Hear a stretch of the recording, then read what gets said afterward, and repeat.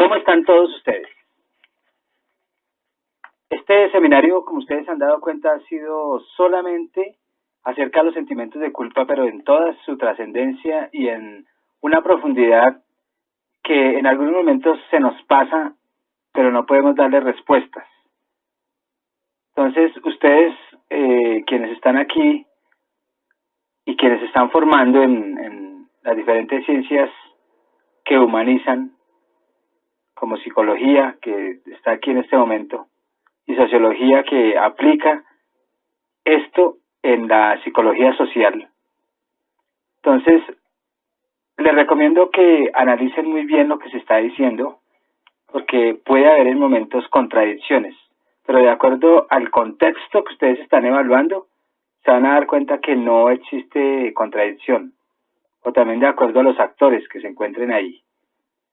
Entonces hablemos de esos efectos para continuar así con rapidez, porque no quiero que nos atrasemos.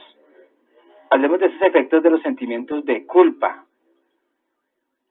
Entonces ahí es donde nosotros tenemos que tener en cuenta unas variables que se pueden presentar. Y no es de extrañar que tengan diferentes o una variación más bien en su contenido y en su misma aplicabilidad. Entonces, los sentimientos de culpa siempre van a presentar efectos que pueden considerarse negativos. Así Freud diga que son muy positivos en algún momento. No, para mí, pues siempre engendrará efectos netamente negativos y oscuros, donde hemos dicho, no queda uno bien librado de tal fenómeno.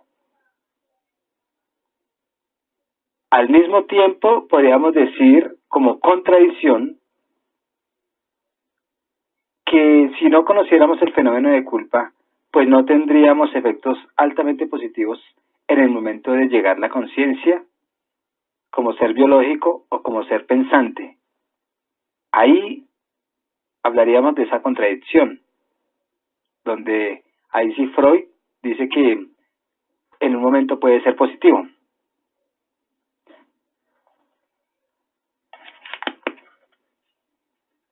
Bueno, me acaban de pasar un papelito que esto ya lo tratamos en un momento.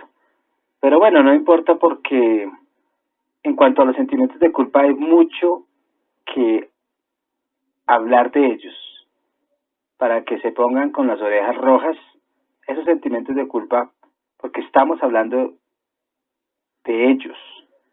Entonces, pues dediquémonos más bien a hablar de los mecanismos de defensa contra esos sentimientos de culpa. La culpa como tal siempre, en su mayoría de veces, produce, según Freud, unos efectos muy positivos. En cuanto al plano personal y en la interacción que hay entre yoes. Eso según Freud. Y yo lo veo positivo siempre en cuando sea como un encauce a volver al ser equilibrado. Pero si nosotros nos damos cuenta, muchas veces un porcentaje muy alto, esos efectos no surgen, o sea, los positivos. Porque es que muchas veces uno se queda con su sentimiento de culpa hasta la muerte. Si nosotros nos damos cuenta, las mismas sociedades que están enfermas y sus células están expresando ese desequilibrio social, pues no es positivo. El sistema está haciendo emocionalmente hombres desagradables, hombres desequilibrados, hombres con sentimiento de culpa frecuente. O si eso no fuera así, esta sociedad, la que nosotros estamos hoy aquí evaluando, estaría bien.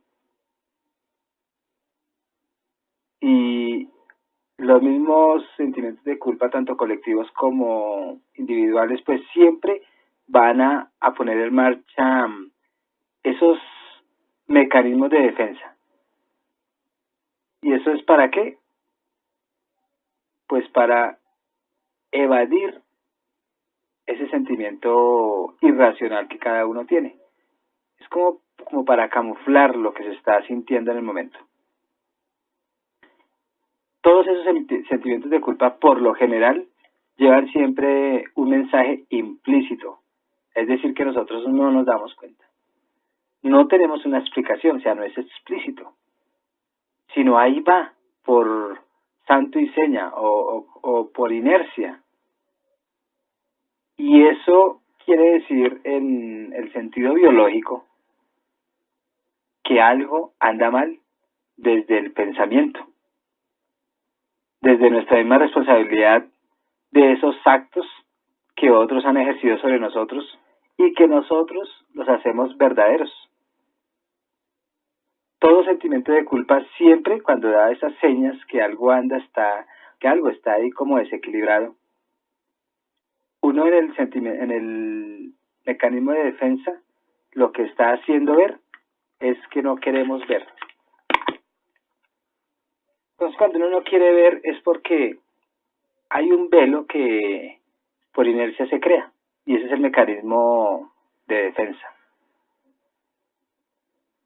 Y uno, pues, en la vida real, cuando empieza a adquirir conciencia, pues uno quiere deshacerse de esos males, de eso que negativamente nos está haciendo a nosotros unos desequilibrados y unos ensimismados, y en muchos momentos esas personas que no viven su felicidad. Entonces, eso es muy desagradable. Eso es algo que constantemente está puntillándolo a uno en cada situación por esa asociación que el inconsciente hace en relación. A veces uno con este sentimiento de culpa lo que logra es como accionar, a ver cómo digo, exige más bien una acción y uno quiere pedir perdón o reparar de algún modo todo lo que uno cree que ha causado. Recuerden cuando yo les decía que el niño le dicen que no se moje y él sin explicación se siente culpable de un algo que no sabe por qué, pero que sabe que hizo mal porque le dijeron que eso era malo o que él era un niño desobediente. Entonces él siempre trata como de pedir perdón y reparar no ese sentimiento, sino, porque eso viene posterior a eso, sino esa acción. Y cuando él quiere expresarlo más bien, pues uno lo que hace es callarlo. Y por eso es que ellos, o por lo general en la infancia, es marcada el sentimiento de culpa. Y hay muchas alternativas también, pero el niño empieza a crear muchos mecanismos de defensa, como si fuera un espejo que refracta la luz hacia el otro lado. Es como un escudo lo que uno hace. Se convierte en un escudo para simplemente evadir, no el sentimiento de culpa, sino para no ver lo que él quiere ver, lo que él está viendo. Entonces, muchos mecanismos de defensa se empiezan a generar y el niño se convierte en un estratega, pues para defenderse de todo eso. Y eso es inconsciente. Ellos no es que estén diciendo, bueno, no, sino que ellos, uno cree que al ser estratega en contra de esos mecanismos de defensa son sanos, no son sanos. Porque es que es el inconsciente el que al último va a actuar. Y conscientemente uno no conoce cuál va a ser la reacción en un momento donde se asocie una situación con un momento de esos de sentimiento de culpa. Entonces, uno cuando ve esos ya muchachos en la vida adolescente, que siempre tienen unos mecanismos tan extraños que uno no sabe por qué, entonces uno se pone a analizar y a pensar, pues, cómo evitar uno, por lo menos, que el muchacho o que el paciente o que el consultado, pues, debilite los sentimientos de culpa y empiece como a ¿cómo es? A difuminar para que no le hagan tanto daño. Porque es que eso tiene que ver con la misma valoración de la persona y de ese concepto moral del bien y del mal. Ya no entiende con mayor conciencia al fin qué es lo bueno o qué es lo malo, qué es lo que mi mamá quiere de mí, qué es lo que el jefe quiere de mí. Si actúo de esta forma está mal, si actúo de la otra está mal. Entonces todo eso lo que hace es que el niño o el mayor que ya está con un sentimiento de culpa muy agudo, empiece a debilitar esa responsabilidad sobre los actos. Y ahí es donde vienen muchos que les gusta que los maltraten. Porque ellos ya no son responsables de sus acciones. El inconsciente es el que los tiene invadidos y los tiene de una u otra forma bajo su gobierno. Entonces, cuando el niño empieza a tener conciencia a través de una terapia o a través de cualquier herramienta que le hizo accionar una valoración, pues la acción empieza a cambiar.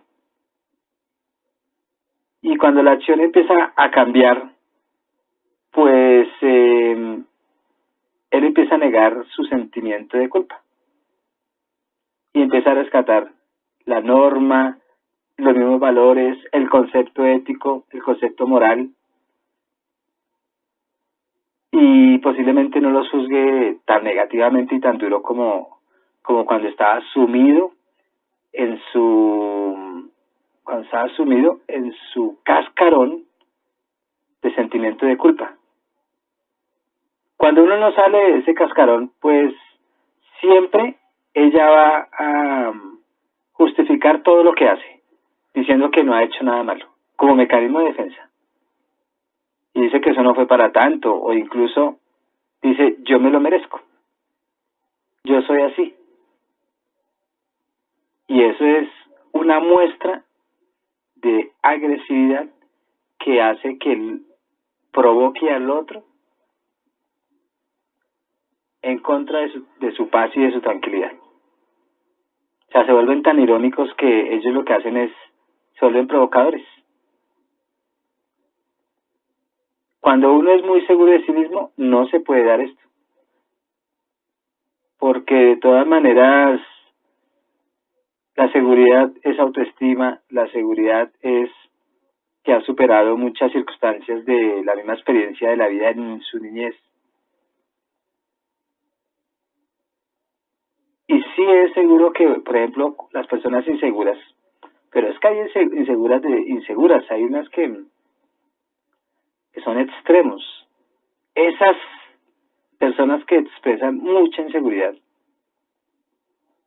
sea el estatus que sea y puede tener el lujo que quiera, puede ser posiblemente más bien, no puede ser una persona tan reconocida, pero si es reconocida, ellos de todas maneras, que ellos siempre tienen su ley. Ellos siempre van a decir que todas las normas no son para ellos, sino que son para los otros, los que de todas maneras quieren ser extremadamente domésticos. Yo por lo menos me opongo a mucha norma de la sociedad, pero no las transgredo. No estoy constantemente transfigurándolas en mis acciones, no, sino simplemente yo digo, no me gusta esto del gobierno, opino, pero no voy a ir a poner una bomba al gobierno. O por lo menos yo estoy seguro que hay unas normas morales muy estrictas. Yo digo, no estoy de acuerdo en esto, pero no hago lo contrario de lo que dice la norma. ¿Por qué? Porque yo soy un tipo muy seguro. Yo sé lo que hago, sé lo que digo, sé lo que pienso y sé hasta dónde yo puedo actuar. Hasta dónde es permitido para mantener ese equilibrio de ese sistema o ese macrosistema que es un grupo social que debemos de mantener equilibrado. Porque si yo me desequilibro, lo más seguro es que el sistema me va a absorber y me va a desechar por cualquier mecanismo de defensa de la misma sociedad. Entonces, al negar uno eso como el sentimiento de culpa como algo muy grave, al negar el sentimiento de culpa como algo muy grave, ahí es donde la persona está disminuyendo toda su responsabilidad de sus actos en un grupo donde tiene que responder. Y cuando uno niega toda la responsabilidad, cuando uno dice yo no fui, y siempre que hace una acción que no es la que uno espera, siempre va a decir yo no fui. Esos son los tales muchachos que uno dice, bota la piedra y esconde la mano. Y al uno actuar como esas personas, pues la conciencia como tal es incomprensible. Y eso es una estrategia. Cuando yo no fui, es un mecanismo de defensa. Yo no fui, o solo yo, siempre yo. O cuando uno dice, todos hacen lo mismo, o sea, busca justificaciones. O cuando uno dice, no fui yo el único que causó el inconveniente. Otros fueron peor que lo que yo hice. Cuando uno dice, ellos son más culpables que yo.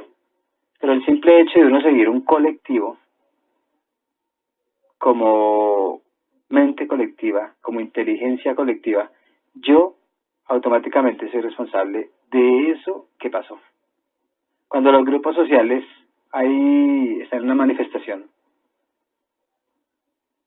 estemos de acuerdo o no con el gobierno en la reprimenda, las personas que cogen en ese desorden, así ellos digan que ellos no tienen nada que ver, o así ellos digan, perdón, yo no lo vuelvo a hacer, es mentiras.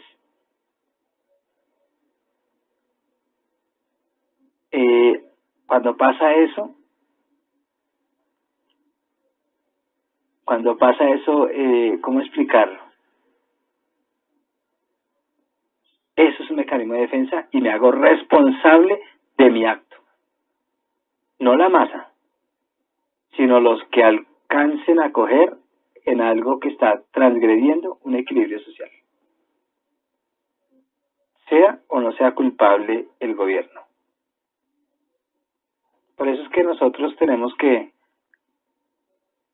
empezando que tenemos que ya hoy con tanta información, tenemos que empezar a equilibrar nuestra conducta.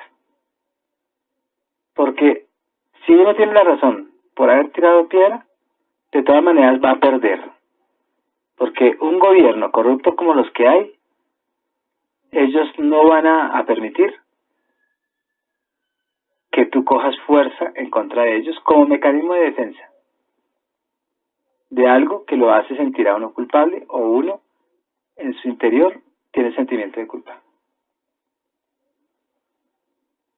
Ahí es donde yo digo, nosotros tenemos que empezar a ser pensantes, racionales, emprendedores, empezar a dar ideas que sean muy claras, grandes ideas que logren el cambio.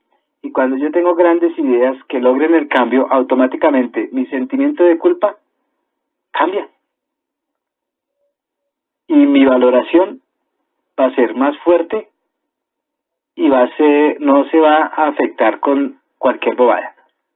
Y así el grupo entonces en su colectivo, cuando es más pensante, posiblemente no utilice mecanismos de defensa violentos, sino unos mecanismos de defensa como el diálogo, unos mecanismos de defensa como la negociación, mecanismos de defensa de apalancamiento para lograr un fin o un objetivo, mecanismos de defensa para la armonía, donde hay un gana-gana. Entonces, es conflictivo cuando uno se casa con su sentimiento de culpa. Y es, a la vez, muy destructivo. Entonces, nosotros debemos de aumentar la responsabilidad de nuestro propio ser sin empezar a negar nuestra patología, digámoslo así, del sentimiento de culpa. Ya cuando el sentimiento de culpa, con tanto mecanismo de defensa y con tanta, eso se llama, con tanta reacción, cuando uno es reactivo a todo, y ya uno ve el efecto, ya uno no puede empezar a retractarse y decir, es que yo no sabía que iba a pasar eso. Yo le hice una chanza, pero no sabía que se iba a morir. O decir, todo fue un accidente.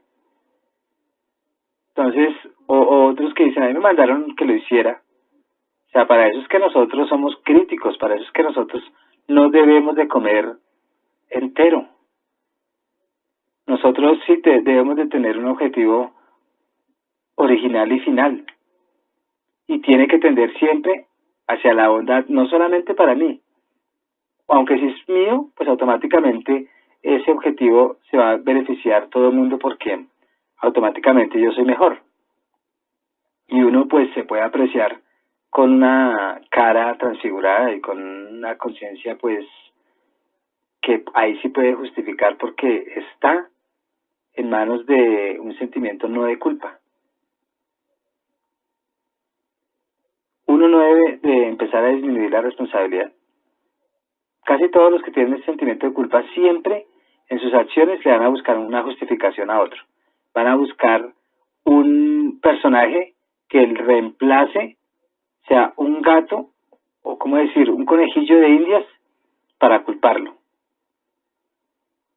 Dicen, yo me vi obligado para hacerlo. No me quedó otro remedio. Estaba salvando mi vida. ¿O por qué tenía que obedecer?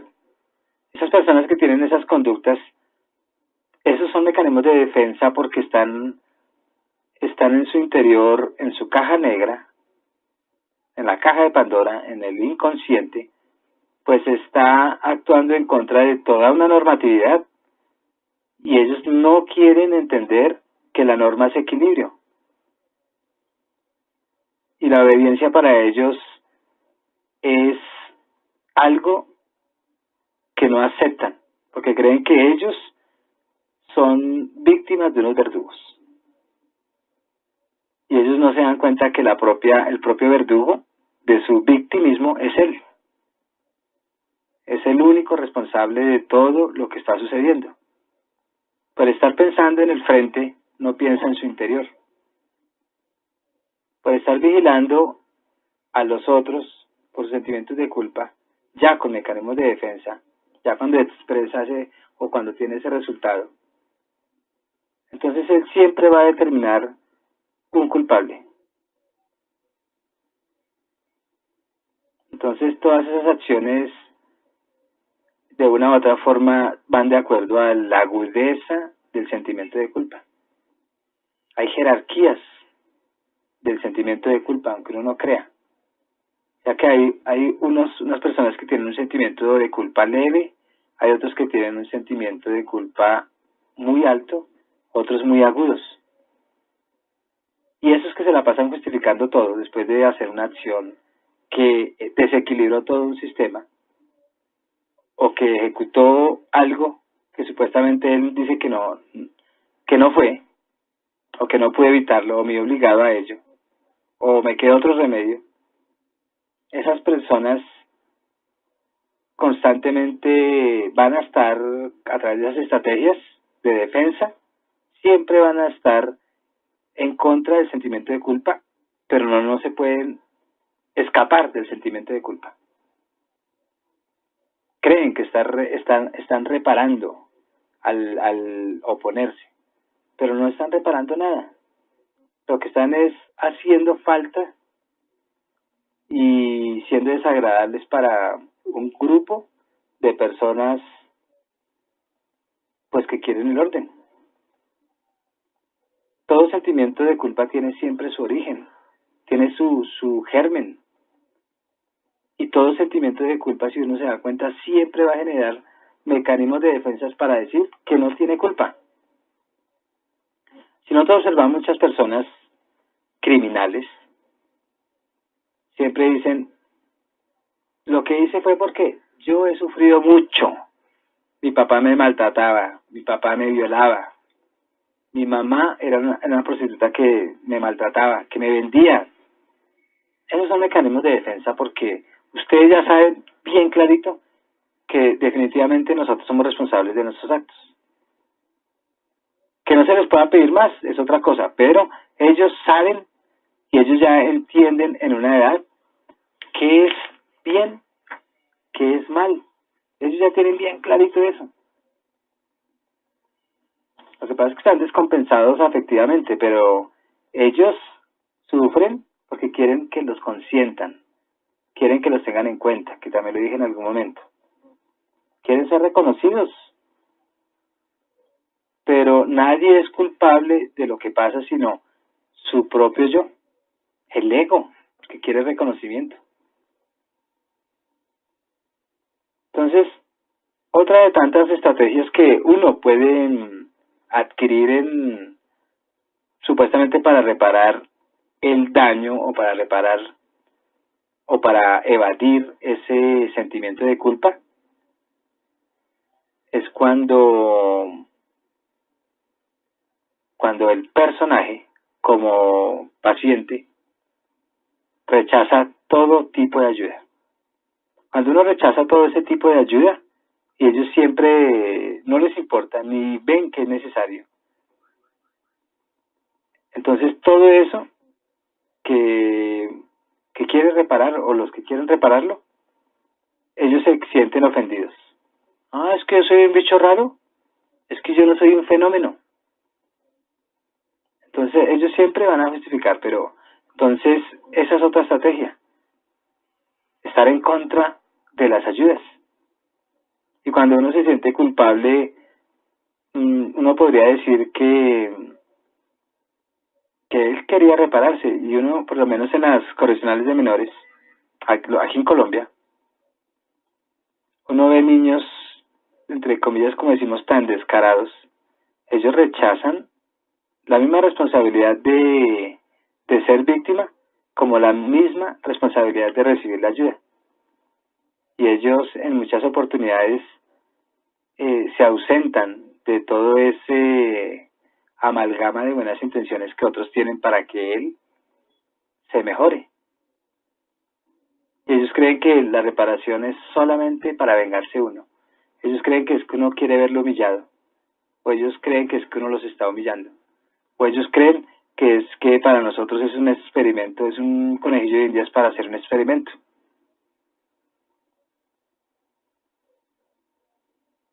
Cuando hoy en día que se ve tanto que perdonen a los curas, perdonen a las familias, todo el mundo está perdonando, los políticos ya sacaron la misma. Perdónenme, es que yo robé, pero es que yo no entendía. Eso es un mecanismo de defensa.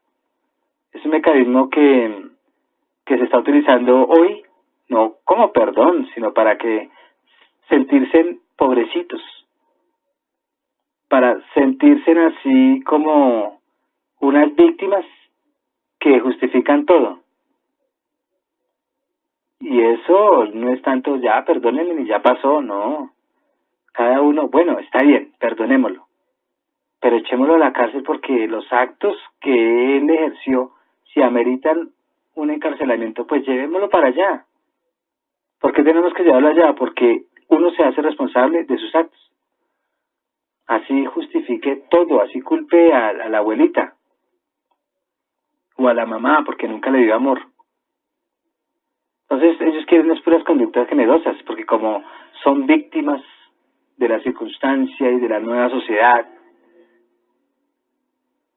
entonces no, nosotros no tenemos que ser generosos en ese caso, sino perdonarlo, listo. Pero la ley tiene que cumplir su fin.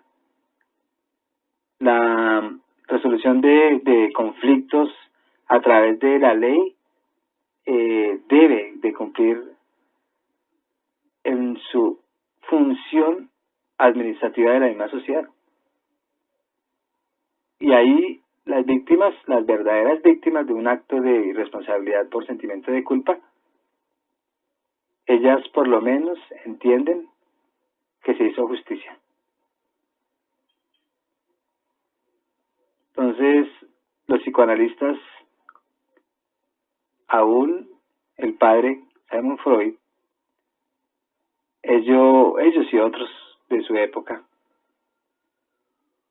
se han dado cuenta que sí hay siempre estrategias de defensa. ¿Como cuál podríamos mencionar ahorita o podríamos recordar? Pues puede ser la proyección. Y eso es cuando uno percibe del exterior algo que no quiere uno reconocer dentro de nosotros. Por eso es que están los mecanismos de defensa. Nos hacemos ciegos de nuestra situación actual y real. Y el ejemplo típico es cuando uno culpa constantemente siempre a otro. O sea, hace el bobo, lo que nosotros decimos.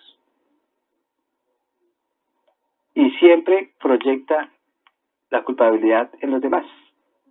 Por eso es que lo llamamos proyección. Ese es un mecanismo de defensa. Saco la mano, le pego a alguien en el colegio y la guardo y veo para el cielo y me hago el decente. Y cuando se dan cuenta, no, es que yo no fui. O él empezó primero. Eso es la proyección.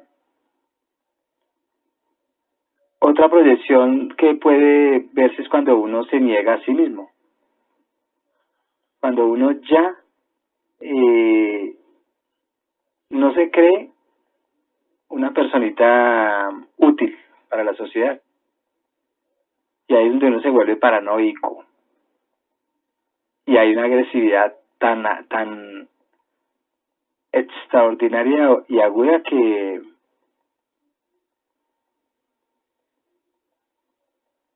siempre van a estar culpando que todo el mundo está en contra de ellos.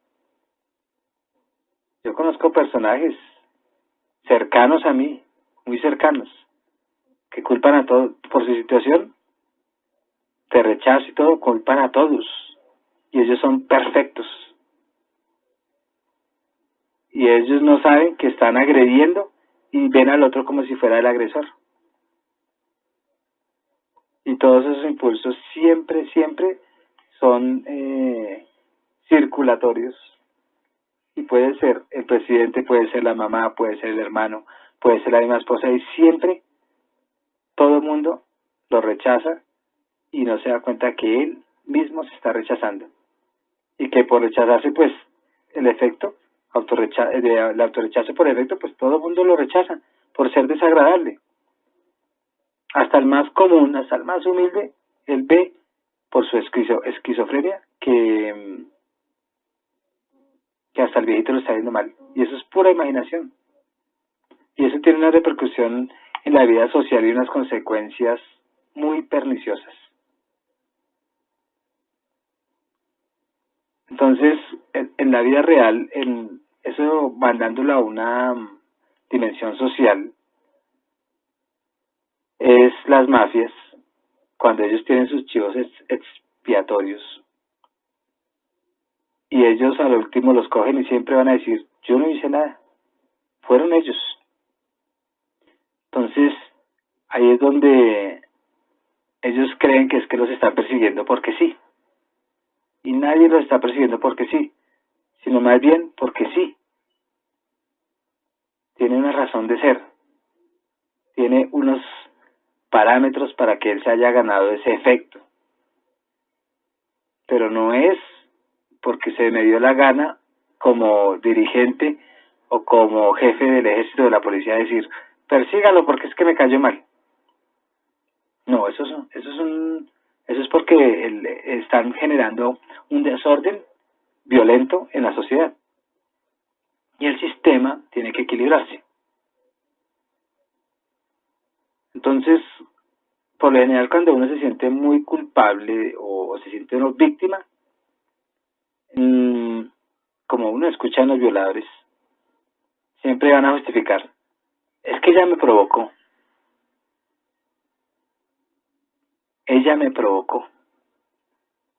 Siempre están buscando quién es el culpable.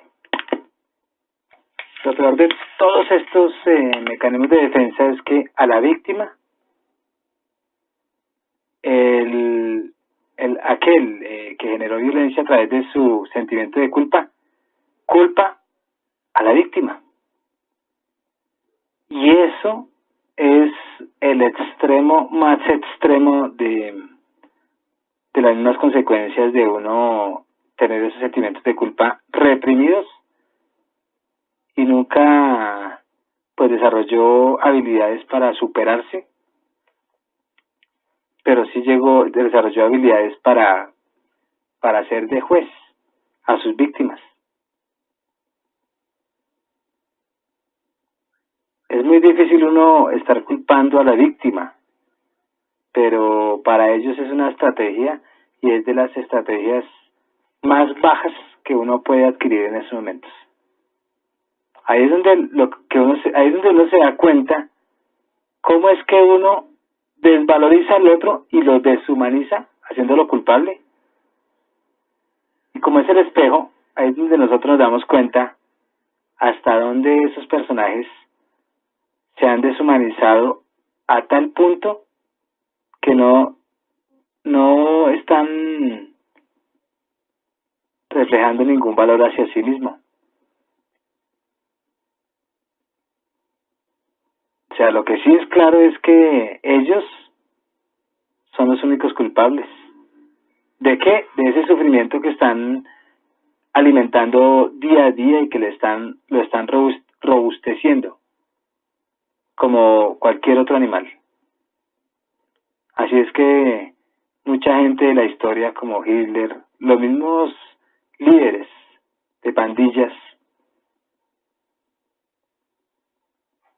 no sienten ninguna culpabilidad de todo lo que han hecho y todo lo que han transgredido la ley y todas las víctimas que han, o todos los que han victimizado más bien. Tremendo llegar uno a un régimen de esos. Lo que sí decimos es que por pura desgracia, todos esos procesos que se viven a diario en la degradación de los muchachos, en la degradación de un grupo, bueno, de un grupo social, de una tribu urbana, en la desvalorización de un país o de todas las naciones,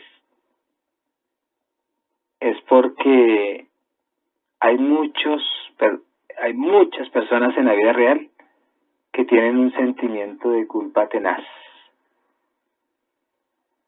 Y todo lo que estamos reflejando hoy en día en grupo social es porque sus células tienen una información equívoca, sin proyecciones,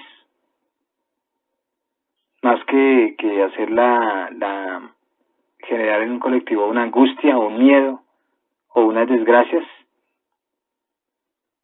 Y eso es causa de una educación no equilibrada. Los que estamos educando somos unos desequilibrados. Y ahí estamos ese relevo generacional que cada uno tiene a través de sus hijos, estamos dejando una imagen de nosotros, de nuestras propias frustraciones. Y toda esa angustia que nosotros estamos en ese momento tratando de controlar, no se expresa en como con una buena relación con la misma naturaleza.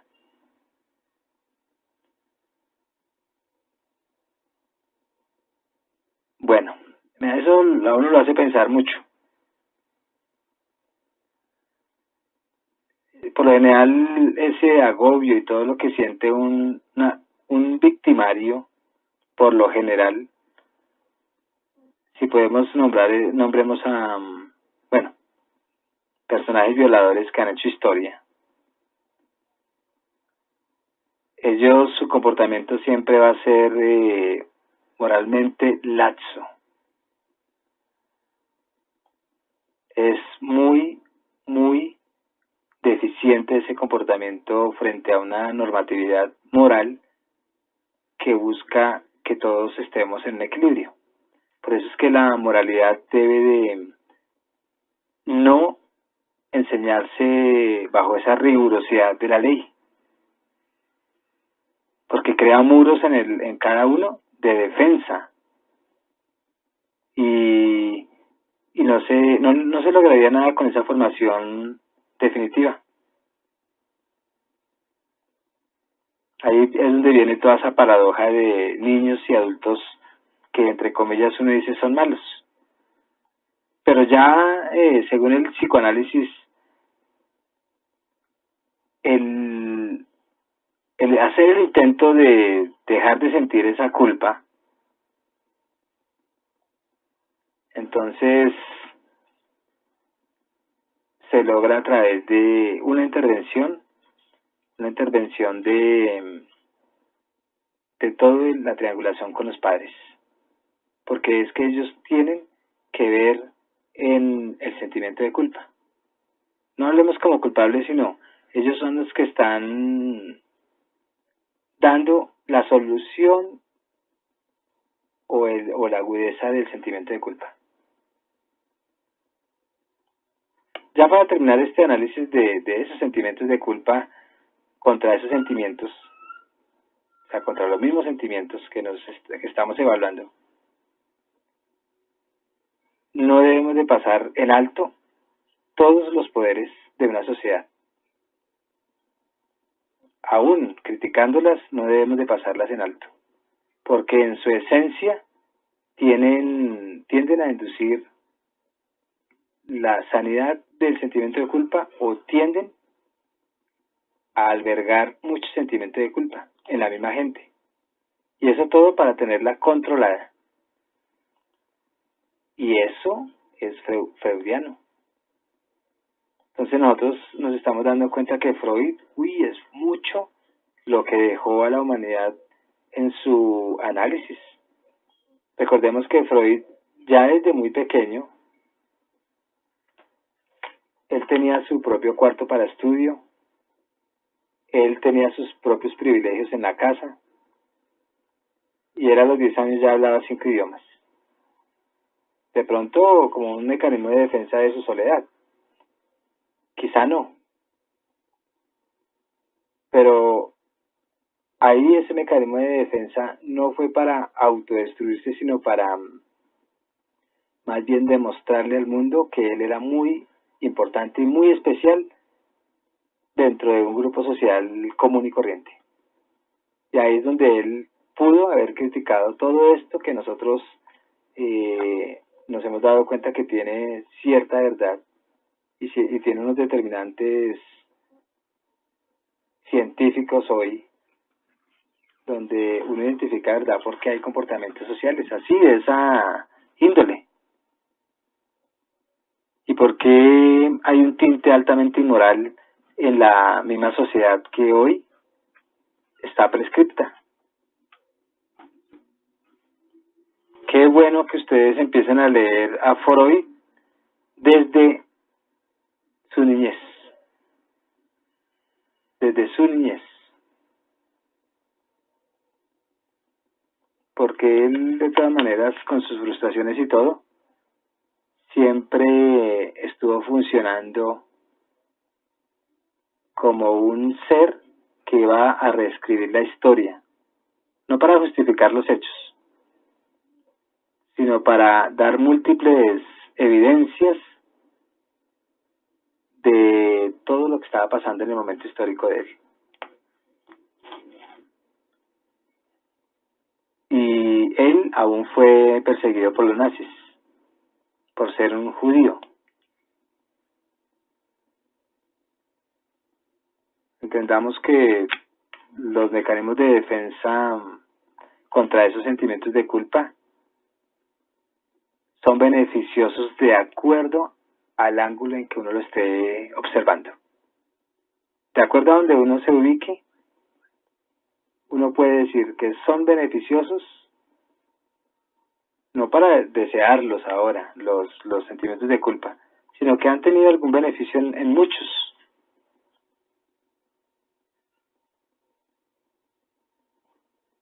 Entonces, ¿sí son eficaces los sentimientos de culpa? Una pregunta, ¿serán eficaces? Si en la vida real son eficaces, pues entonces debemos de tener un objetivo y acallar por lo menos la culpa, el sentimiento de culpa. En muchos casos, todo lo que uno reacciona contra ese sentimiento de culpa, pues son mensajes simplemente que se perciben desde muy afuera o muy al interior de uno para poder uno superar esas absurdas mecanismos y esas absurdas conductas por unas cosas menores que se volvieron mayores. Lo importante es que sean eficaces.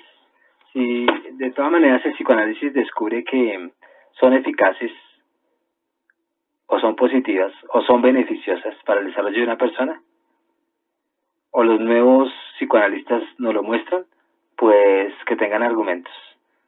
Ya Freud sí nos dio argumentos y tenía mucha razón en haber observado a través de sus pacientes la creación de sus mecanismos de defensa y la observación que a muchos les pudo servir o que a otros los ancló por toda la vida y jamás se pudieron curar de esos efectos tan nefastos de tener unos sentimientos de culpa.